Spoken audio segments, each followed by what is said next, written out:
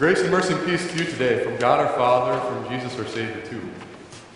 In front of us is one of the most beautiful and popular Bible stories in the whole Bible, the story about Daniel in the lion's den. Summary is this, that for his faith and for refusing to pray to the king, Daniel's thrown in a pit of lions overnight, and the next morning he's still alive. He said the reason is because God sent an angel to shut the mouths of the lions. It is a beautiful story about God's protection for his people, and a story about standing firm in your faith. Now today I want to tell you that story again, not as I would tell it to preschool kids. This is a great story to tell to little kids, and if you're looking for one as a parent or grandchild, how about Daniel in the lion's den? But today, to take you into it at more of an adult level. Because if you haven't gone back to some of those classic Bible stories, David and Goliath, Daniel in the lion's den, some of those that you loved as a kid, come back to them as an adult with what you know about how politics works in this world, with how you have wrestled yourself with all the emotions of being an adult, and I think you'll see things in these Bible stories you loved as a kid that still hit home as an adult too.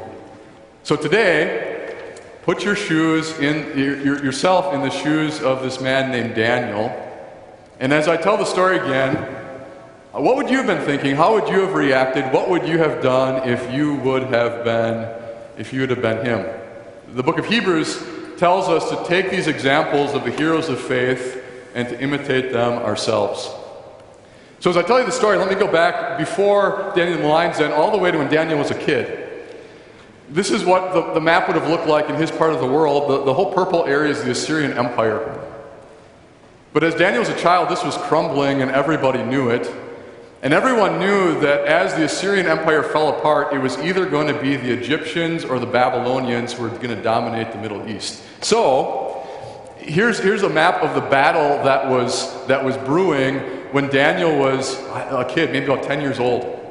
So coming up from Egypt, that orange line, Pharaoh Necho actually decided to ally himself with the Assyrians to fight against the Babylonians because he saw Babylon as the bigger threat. The green is Babylon. They allied themselves with the Medes and the Persians, who are the red, and everything was coming together. If you see where all the arrows are converging, there's a place called Carchemish that was one of the biggest battles in world history.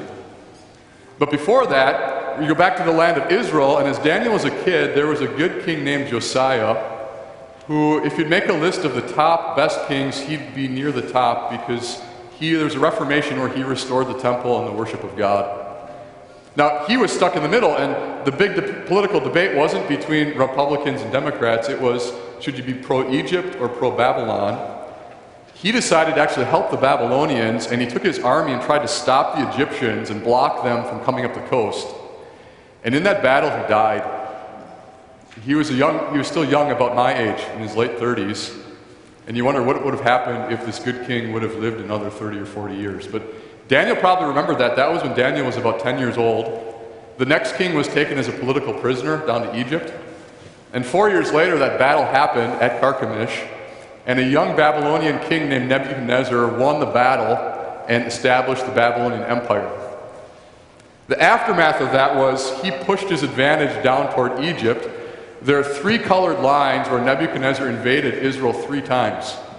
First time is the orange line. He didn't take Jerusalem that time, but he did come and show that he was the new boss in the area, and he took political prisoners from Jerusalem, including a young man named Daniel.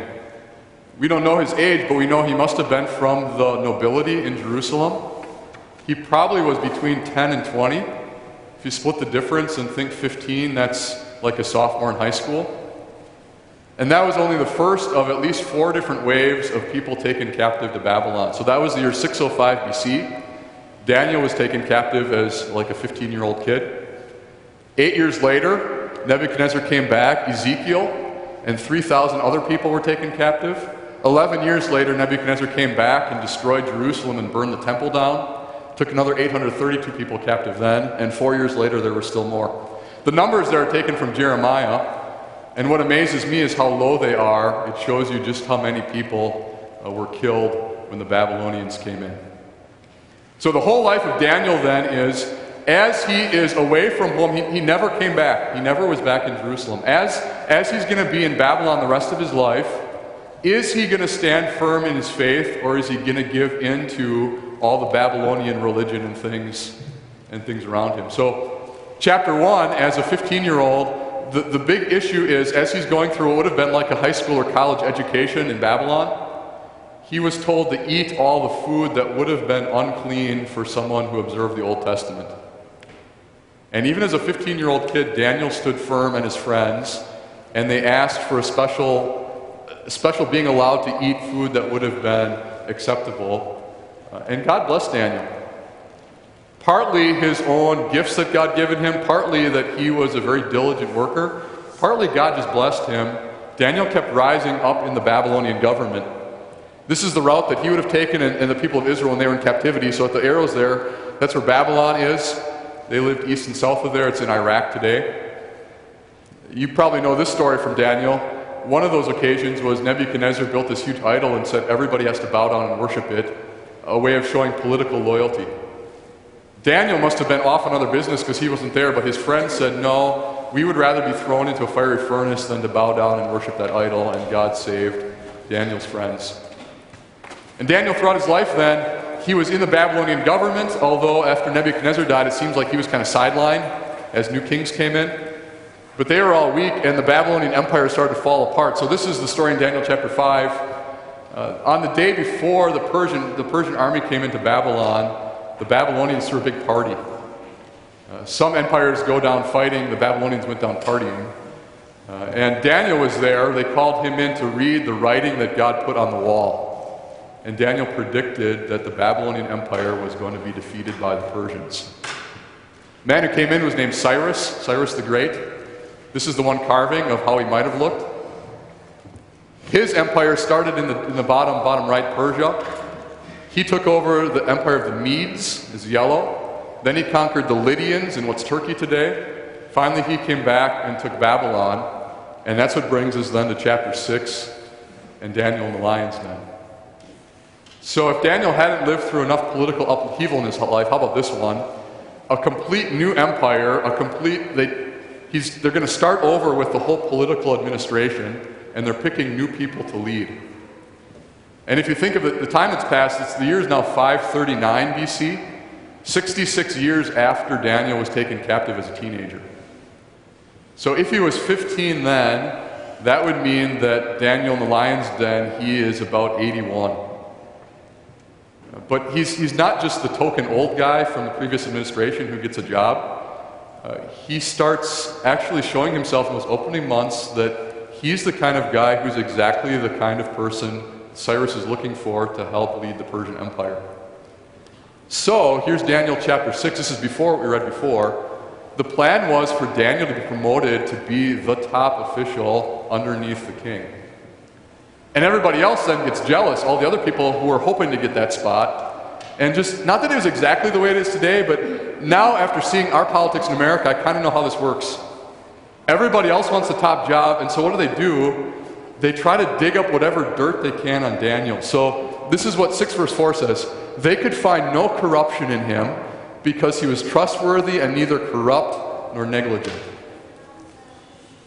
And I think no matter how we vote this week, isn't this what we're praying that God would give us in our own country?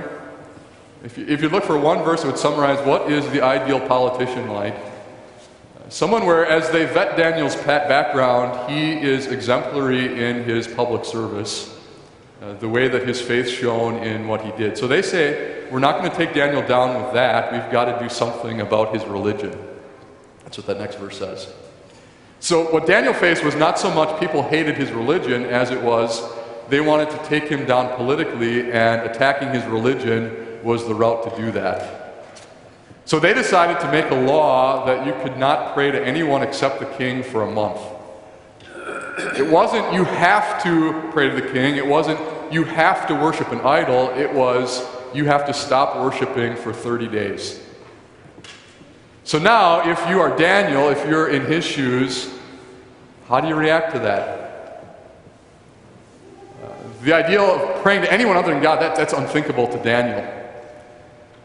Could he stop worshiping God for a month? That doesn't seem to be an option to him either. After 60 years in government, he must have had some political connections. Could he have built support and tried to have some kind of coup to try to fight against it politically. Daniel didn't go that route. And did he stage some kind of huge public prayer protest where he very publicly and purposely broke the law? That wasn't what he did either. What Daniel chose to do was to go home like he always did, and 3 times a day to pray facing straight west toward the city where Jerusalem and the temple had been. We don't know what his prayer was that day, but there are some words in here that describe it a little bit. It says that, like always, Daniel gave thanks to God. You think of, how about that for a prayer when Daniel knows all of this is facing him? He knows what this is about. It's aimed at him. His prayer is a prayer of thanksgiving to God, like always. And it says that when those men came and found Daniel, he was asking God for help. And if you want to read a prayer from Daniel, read Daniel chapter 9. It is a beautiful prayer of confessing sins and turning to God and to God's promises. But those men come back, and they're not surprised. They knew they were going to find Daniel. Daniel's not surprised. He knew it was coming. The one who's surprised is the king. Because he honestly did like Daniel and wanted to promote him. He had nothing against Daniel and his faith, even though he probably did not share it at all. But the rule was, if you make a law in Persia, you can't just throw it out. And so Daniel had to get thrown in the lion's den, and the king says to him, I really hope your God keeps you safe. And he was so eaten up by it that night he couldn't enjoy himself, he couldn't sleep, and the next morning he rushes to the lion's den. And this is what he said. When he came near the den, he called to Daniel in an anguished voice, Daniel, servant of the living God, has your God whom you serve continually been able to rescue you from the lions? And I just think that's a fascinating question. He doesn't say, Daniel, are you okay? He doesn't say, Daniel, are you alive? His question is about Daniel's God. He names him the living God. That must have been the way that Daniel talked about him, because I don't know why this king would refer to God as the living God. And the question is the living God able? Does he have the power to rescue you? And Daniel's answer is yes. My God sent his angel to shut the mouths of the lions. I haven't done anything wrong against God. I haven't done anything wrong before you, your majesty. Daniel was innocent, and God saved him that night. And so, as you're listening to an account in the Bible, I hope you're always asking yourself, what do I take away for myself? What does God want me to learn from the story about Daniel and the lion's den? Now, this is where usually the preschool version stops. If you keep reading the chapter, there are 2 more things that happen. One is they take all the people who falsely accuse Daniel and they throw them in the lion's den. The lions eat them, which is not just sweet justice. It is another proof that Daniel didn't live the night because the lions were hungry. The others were eaten. But the other thing, and I had forgotten about this until I was studying it again this week, the king then, there's a picture someone painted, the king issued a new law because you couldn't take away the old one, but the Persian way of undoing a bad law was to pass a different law that would counteract it. So at the end of the story, this is what's written. The king wrote, May you prosper greatly. I issue a decree that in every part of my kingdom people must fear and reverence the God of Daniel. So it's not illegal anymore to pray like Daniel did. And then there's this poem, and you wonder, did the king write it himself, or did Daniel help him? Because it really sounds like a believer and really gets at the heart of the story of Daniel in the lion's den. For he is the living God, and his king, and he endures forever. His kingdom will not be destroyed. His dominion will never end. He rescues and he saves. He performs signs and wonders in the heavens and on the earth. He has rescued Daniel from the power of the lions. 2 big points there, both tied into that question he had asked Daniel that morning. God is the living God, different from any idol or block of wood that just sits there, different from the modern day thought that God is something that people made up, that religion is people trying to invent something that makes themselves feel better that doesn't really exist. No, the God that we worship, the God of the Bible, is the living God. and that the God of the Bible, the living God, is able to rescue and to save his people. With Daniel's lion's den being one example, and honestly a small example compared to the bigger one, that God would send his Son into the world to save the whole world from sin and death and hell by dying on the cross and rising again. The living God is the God who saves his people. And so if you'd say, why would Daniel hold on to this God throughout his life, all the things he lived on to? Because Daniel had the living God who was able to save him. So bringing it back now to you and me today, I hope you already have been applying this to your own heart and your own life. Let me give a couple to different age groups this morning. On a Reformation Day, it's a day to think about and talk about standing firm in the faith and not giving up. For those of you who are young, maybe the age Daniel was when he was taken captive, let's say you're a 15-year-old, you're looking ahead at life. And the question I would ask you is, are you going to stand firm no matter what comes, so that a long time from now, when you're 80 years old, would you rather face lions than give up your faith? I don't know if your parents have said this to you, but my guess is one of their deepest fears is that you, when you leave home, not if, and maybe it's not like Daniel ripped away from home when you're a teenager, but when you leave home and when you leave perhaps the church you grew up at, are you still going to hold on to your faith, and if so, why? And I hope what you find, you look around the world, you're not going to find a God out there who is alive the way the God of the Bible is. And you will not find a God who can save the way that God saves his people, saving us from sin and death and hell. And if he takes care of us that way, can he take care of you in all the other physical ways of life? Sure he can. And I'm praying for you that God will make you strong in your faith as a kid looking ahead in life. If you're more like me in the middle ages of being active and fighting all the battles and being tired and worn out by life, to look at Daniel and see someone who kept going and never gave up in those middle years.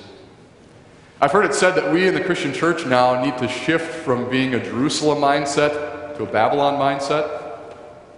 And when I've heard that, it's referencing the story of Daniel, that when Daniel was a kid, he was surrounded in Jerusalem, everybody was Israelite, the people were supposed to at least worship at the temple, even though some of the people didn't. That was what was normal, was to worship the God of the Bible. Then Daniel's in Babylon, and he's surrounded by people now who are very different from him. Could it be that we in our generation need to be ready to be surrounded by people who don't share our same faith? Yeah. And is that okay? It was for Daniel. Some people today say we as Christians need to withdraw from society and just form a group that's only Christians. That's not what Daniel did. He actually was in the very middle of the Babylonian government for 60 years. On the other side, there are people today who then say, if I'm going to fit in, that means I need to hide my faith. But that's not what Daniel did either. Without making it this big public spectacle that he was always praying to God, was it clear to everyone around him that he had his faith and that he wasn't going to give it up? Yeah, everybody knew that about Daniel. And for you and me today, I pray that we can find a way to be that way too. To live in this world without giving up our faith, but instead being the light to those around us.